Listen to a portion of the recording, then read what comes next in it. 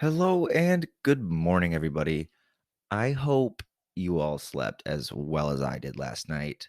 I feel amazing today.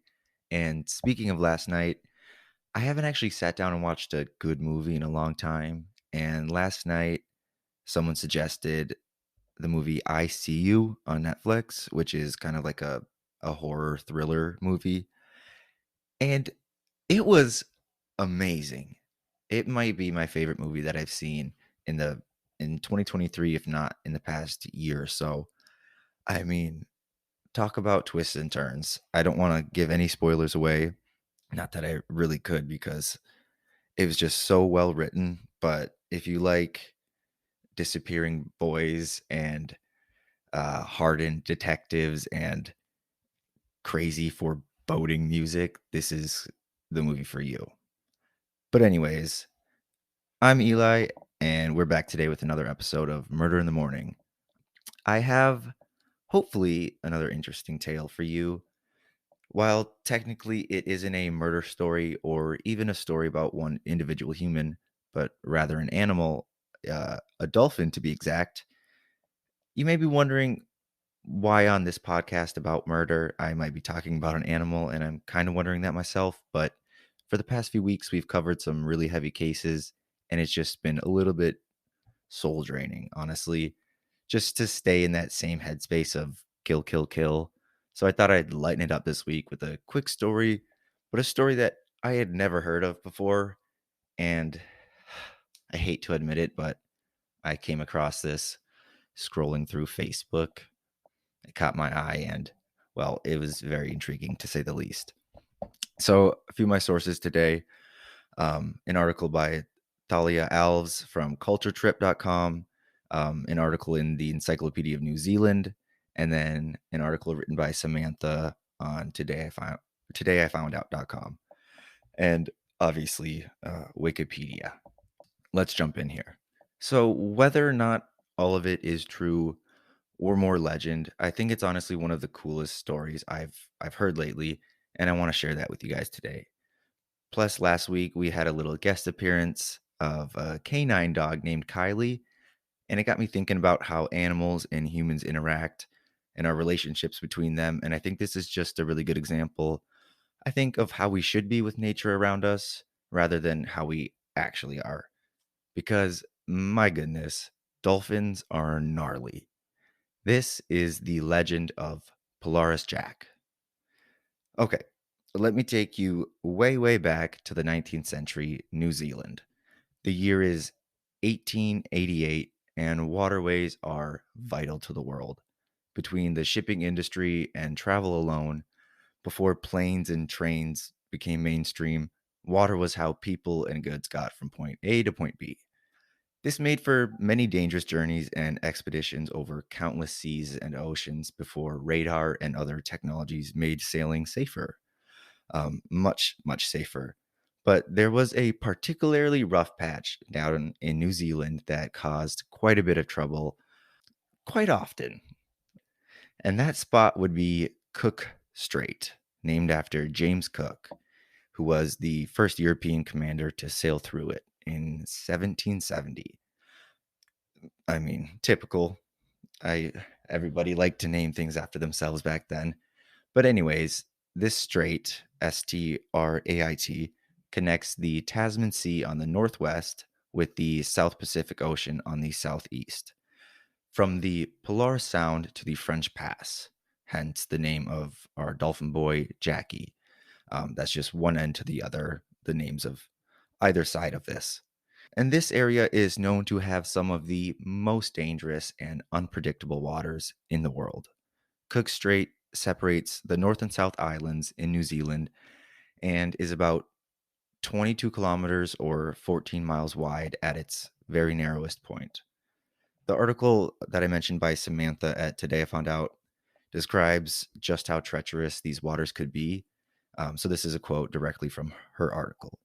Quote, Cook Strait, located between the North and South Islands of New Zealand, is within the zone of the Roaring Forties, which consists of strong winds that sweep across the southern hemisphere from the west. The winds themselves are funneled through a gap in the two islands.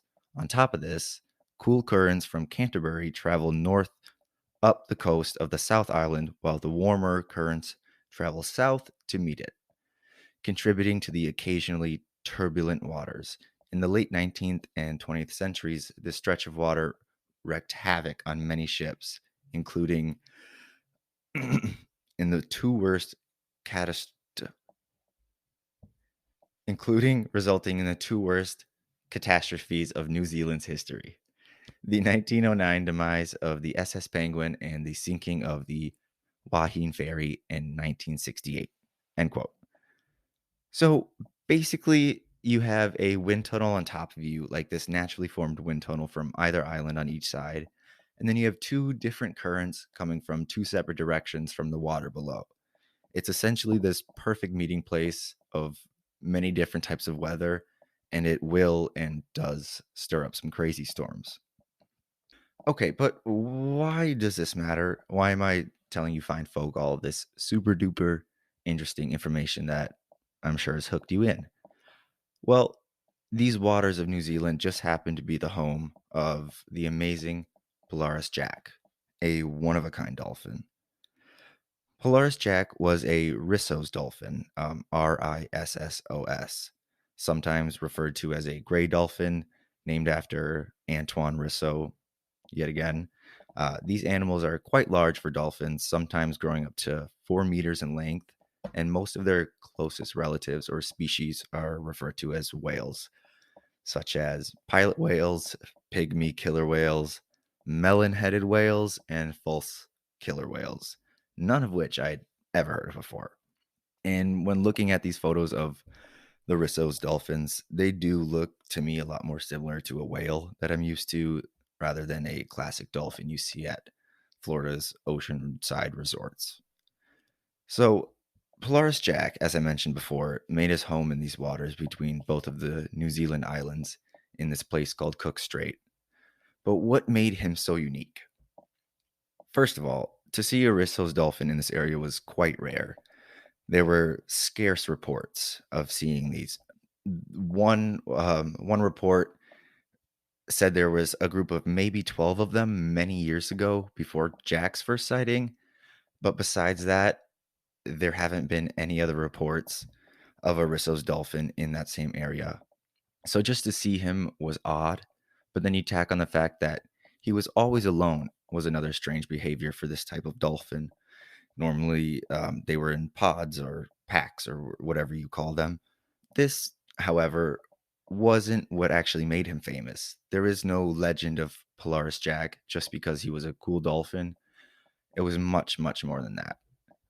According to many legends, from 1888 to 1912, this dolphin would meet vessels and ships at Pelorus Sound on one side of the Cook Strait, and he would appear to accompany or even guide these vessels through the treacherous waters all the way to the French Pass, where he would stop and he would never swim into or through, but then he would meet another returning vessel and allegedly guide them the 8 kilometers back towards Pelorus Sound. This dolphin allegedly guided many, many ships over 24 years. Obviously, a lot of it is rumor and storytelling, but some of these crazy stories really stick out and truly show how capable and intelligent this particular dolphin had been. So, the first account of Jack helping sailors is a questionable one. Um, there was a schooner, I believe you pronounce it, or basically a really large sailboat named the Brindle, and they had approached Cook Strait. When Jack swam up to the vessel, according to Samantha's article, quote, upon seeing the marine animal splashing alongside their boat, the crew supposedly attempted to shoot the dolphin, but the captain's wife is said to have intervened and prevented the murder of the dolphin. It is then generally reported that Polaris Jack proceeded to guide the Brindle through the treacherous waters and deliver them safely on the other side. A hero was born. End quote. Now, that's obviously quite the origin story, and it has been questioned and disputed many times over. But no matter how much truth this story holds, Polaris Jack's tale was just beginning. It didn't matter what type of ship or mariner approached the strait. Jack would consistently approach them and guide or follow, depending on what you believe, the sailors through the waters. This, I think, is what truly made him famous, the sheer amount and consistency of him accompanying these ships for 20 plus years. And among those countless encounters, many more chronicles were forged. So remember when I mentioned the SS Penguin just a couple of minutes ago from the quote in Samantha's article and how they had a terrible disaster? Well, there may have been a little bit more to the story than just those treacherous waters. So essentially, the story goes like this. In 1904, there was a sailor aboard the SS Penguin. He went and got drunk, found a weapon, and when Jack approached the vessel to guide them, this drunken sailor decided to shoot the Dolphin and ended up wounding Jack. Luckily, our amazing Dolphin was able to escape, but he fell off the map for a few weeks while he was healing. Eventually, he reappeared with a shiny new scar from that encounter. And it is said that after this happened, Pelorus Jack would never show up for the SS Penguin again and quote unquote never guide the Penguin through the strait. And a lot of people believe that this is why the ship met its watery fate on February 12th, 1909, since Jack was no longer there as a guide, a friend, or maybe simply just as a good luck charm anymore. But the fact remains that Jack recognized the SS Penguin's vessel that hurt him, and he would no longer approach, play with, guide, or just be friendly to them for as long as he lived. And honestly, if I had been traveling this passage for years and years and had come to know Polaris Jack as a friendly greeter, honestly, I would now be scared to not see him as we approach this frightening area. And on February 12th, the SS Penguins started their day as any other, but as the sun came down, the weather showed its teeth. As visibility quickly disappeared, Captain Francis Naylor chose to head into deeper waters to avoid hitting land on either side and hopefully wait out the storm. This would prove a fateful decision. Ironically, the ship ran straight into Tom's Rock and began to sink almost immediately. Here's another wonderful snippet from an article called The Truth About the Legend of Pelorus Jack in regards to this sinking ship. So, quote, as per tradition, women and children were loaded into the lifeboats first, but this proved to be little help to them. Once the first boats hit the water, the rough waters caused them to capsize, ultimately resulting in the deaths of most of the passengers. The youngest survivor, teenager Ellis Matthews, was saved by the heroic efforts of Ada Hanam, the sole female survivor, and a woman who lost her husband and 4 children in the shipwreck.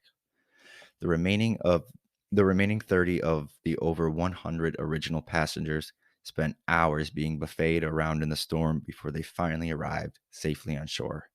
As for the Penguin itself, the flooding of the engine room resulted in an explosion, leaving the remains of the boat to sink to the bottom of the sea.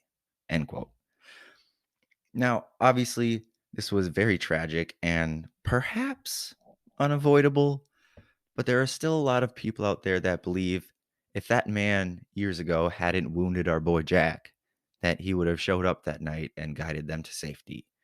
Which, yes, that's quite a long shot and maybe a very tall tale, you could say. But when you think about it, I mean, the Dolphin definitely would have known where Tom's Rock was. I mean, he wouldn't have swam into it, and maybe he would have swam around it and the ship could have followed him. I'm not saying that Jack alone could have saved those people's lives, but I'm not saying that, right? Some people want to believe that there was never actually a drunken sailor that shot Jack, and they blame Jack himself, saying that he got a little too close to the boat and was cut up by the sharp underside of one of these vessels.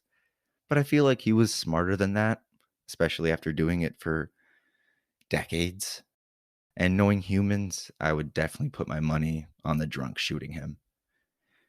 But whatever did happen, After Jack healed, he continued for nearly a decade, happily following, guiding, and playing with almost every ship that would come through, well, his waters. Let's be honest. It was his home now. And again, Jack's dependability and friendliness made him quite the famous dolphin, so much so that he became the first individually protected marine animal.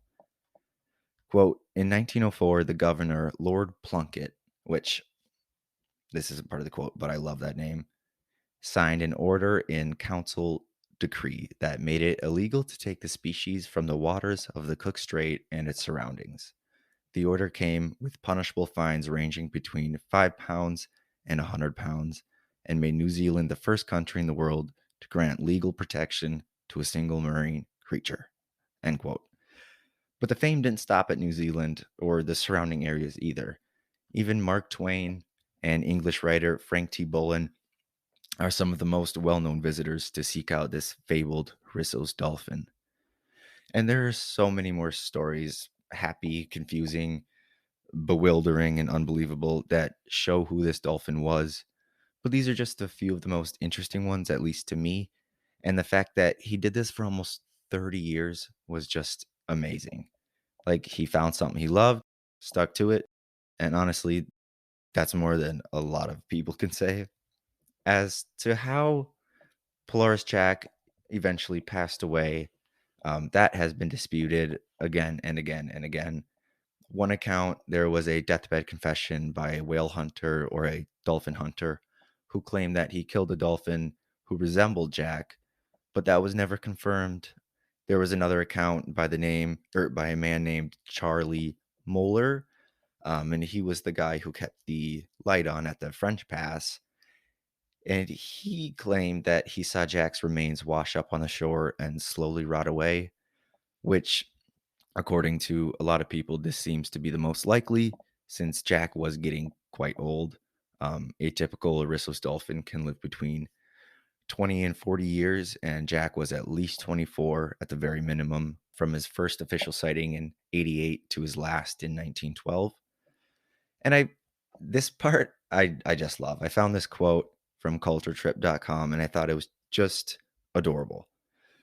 As he grew older, he slowed down, and passing ships often reduced their speeds to follow their aging companion. End quote. Like, isn't that just lovely? The ships who now grew so fond of Jack after years, they would slow down so he could keep up and continue playing or surfing in the waves as he had loved to do for so many years before. Even to this day, there are boats named after Pelorus Jack. There are folk songs that have endured for over a century singing his praise. And there was even a New Zealand chocolate bar created in his honor. Whether or not you believe that he actually would guide these ships through dangerous waters to safety, or he was simply enjoying their company, I think we all ought to remember the story of Pelorus Jack and the kind nature of animals. And that's it. Bye bye. Love you. I never know how to fucking end these things. Play the goddamn outro.